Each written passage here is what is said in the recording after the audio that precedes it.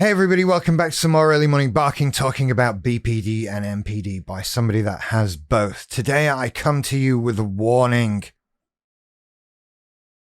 Being a bit dramatic on purpose because I enjoy it, quite frankly. A little bit ago I did a video on porn addiction and talked about how it's a coping mechanism rather than an outright addiction to the thing.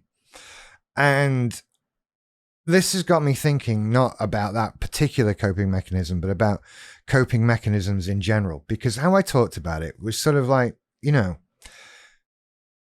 this thing that you're doing, and for the sake of this argument, it doesn't matter what the thing is, right? I'm not really talking about that particular thing anymore. Just we have coping mechanisms when we struggle, things that we do to make us feel better. And a lot of those, by and large, aren't good for us, right? And I talked about how, we need to get over these things, but fixing the thing isn't the problem. We need to fix what's causing us to need a coping mechanism. And how, while we're doing that, we have to go easy on ourselves a bit because we're doing a thing to cope, right? So we can't just try and abandon the coping mechanism. We need to sort of simultaneously work on the thing that's causing us to need the coping mechanism. Here's the warning. It's easy to get trapped into a cycle of, I have this problem, therefore I do this coping mechanism. And while I'm talking about going easy on ourselves, it's possible to take that too far. It's possible to just accept this coping mechanism. I do that because I'm like this. And that's it. And you can become okay with it and just accept it. Just make that thing a part of yourself. And depending on what it is, that can be really dangerous, right? I mean, I talked about porn addiction, but what about people who drink? What about people who take drugs? That sort of thing. These are dangerous things to incorporate into ourselves. Yes, we need to not punish ourselves if we've fallen into that trap, if we're using these things as a coping mechanism. But at the same time, we cannot go too far and just accept that as a thing we do.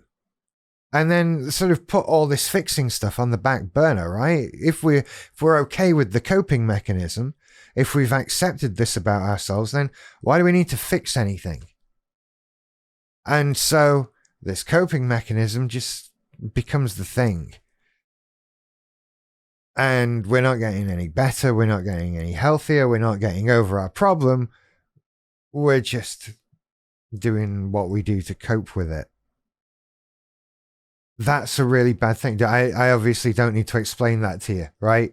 And I don't know what else much there is to say. I mean, I'm going to waffle on for another 5 minutes. Obviously, that's going to be a thing, but it's a very simple concept. And I just don't think that I warned enough about it, that it warrants a video all of its own, because it's such a big thing that I think we can walk into. Because, and I'm speaking from experience, I think I've spent time in and out walking with this thing, and I think that's why it's making it more difficult for me to get rid of these coping mechanisms, because I've accepted these things about myself. I've accepted that I do these things, that these are part of me, and changing that is a significant thing now. These coping mechanisms are littered throughout my day. They are integral to my life, from moving from one point to the next, from moving on from one stage of the day to the next stage of the day, all these things. And it's because I've just said, well, I'll go easy on myself. And I feel like I'm giving myself a bit of an easy ride at the moment. Maybe there's a bit of guilt coming out in this. Maybe we're doing therapy right now. Okay. Stick with me, I guess. See, it is. It's easy to just decide, I do these things. And because they're so big and that change is so significant, it's difficult to even visualize, to imagine life without these coping mechanisms. And at this point, especially for me, what am I coping with? Right? I know I'm doing it and I'm avoiding stuff. Right? Now, I think a good reason to tell you this, to share this with you. My God, something just exploded outside. I don't know if you heard that. That doesn't happen here often. I'm totally off. Right. Jump cut. I'm back. Sorry about a jump cut in the middle of a video. I hate that. The reason why I'm telling you this is because it's part of an ongoing struggle, right? I keep talking about how long I did therapy for, how much better I feel now, etc., all of that stuff. And the truth is, it's an ongoing thing. Yeah, I feel great. All of that stuff is true, right? But there are still things I need to look out for, that I need to grab hold of, that I screw up with. And the lesson to be learned is that not only is it an ongoing struggle, but look how hard it is. Look how much you have to forgive yourself or you'll go mad, kind of thing. Because always it's a struggle. And even though I feel good enough to have started like a YouTube channel telling you about all of this and do a course like, hey, I have all the answers, get my video course on living with BPD. I am not perfect. I am not fixed. I am just better than I was.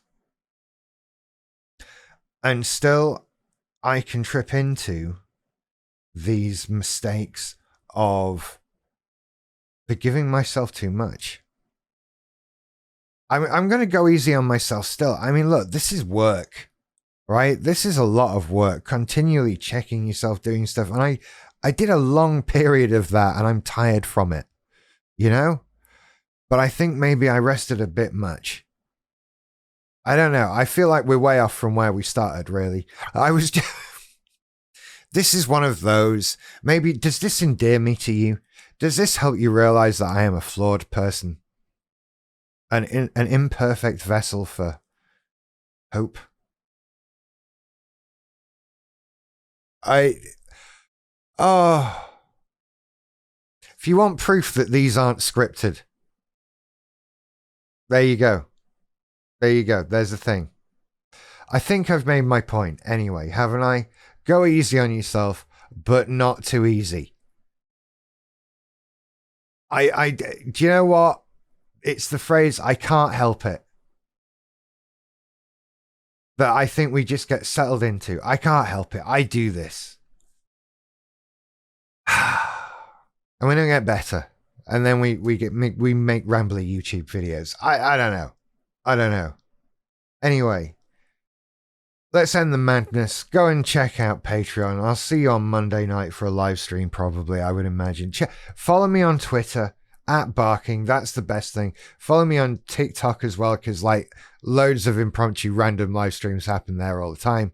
And they're a bit more organized than this. Not really. They're rambly and weird too. I don't know what I'm telling you. I just... Wait, how did we get here? I'll see you later. Bye.